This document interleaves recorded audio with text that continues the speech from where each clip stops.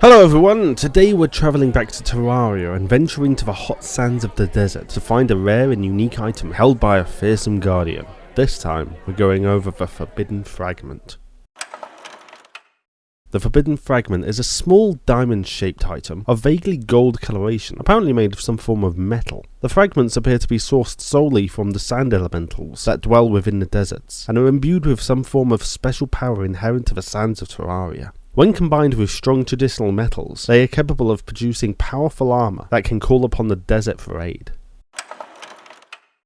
Much like the frost core of the icy tundras, the Forbidden Fragments are considerably rare and coveted items with unique elemental power. Probably the most well-known use for the fragments is to combine them with strong metals such as titanium and adamantite to create sets of armour with unusual and arcane abilities. In order to create a full set of so-called forbidden armour, a fragment is required for each individual piece, and given that the fragments are incorporated into the armour recipe at the point of forging rather than ore smelting, it may be safe to assume the fragments are simply incorporated into the armour undamaged, and may even be recoverable once the armour is no longer utilised. This likens it even more to the frost core as a sort of power source, given that when three fragments are brought together in an armor set, an ancient sigil will manifest above the wearer, capable of channeling the power of the desert to summon localized sandstorms. While it's typically the primary use of the fragments, armor crafting is not the only way they can be used, as when combined with a decorative desert spirit lamp and numerous souls of night, a weapon known as the spirit flame can be created, a lamp that can create flames that seek out and destroy opponents. Some believe that the combination of the Forbidden Fragment and Souls of Night corrupt the genie trapped inside the spirit lamp. However, this is somewhat off topic and can be revisited in a later lecture.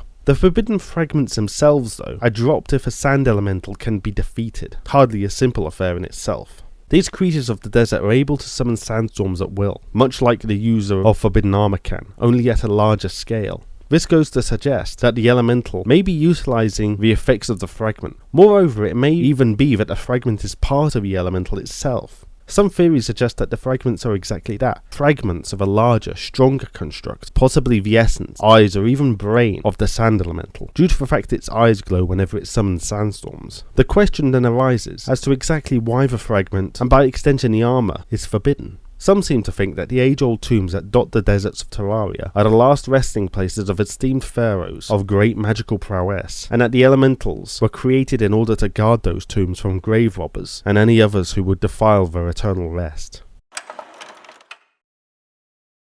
From the evidence provided, we can see that it's highly likely the Forbidden Fragments are part of a greater core, like that of the Frost Core, that drove the Sand Elemental before being broken in their struggle to defeat the creature. Despite the fact that they may be in essence broken, the Forbidden Fragments are still extremely potent and rare items. However, their effect can be outmatched by many other, possibly more common articles. In light of this, the Forbidden Fragment has been given an artifact rating of significant.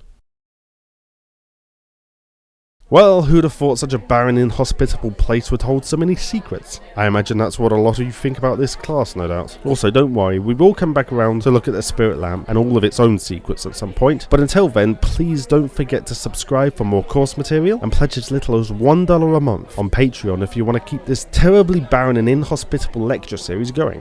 Anyway, have a great week everyone, and I hope to see you next time.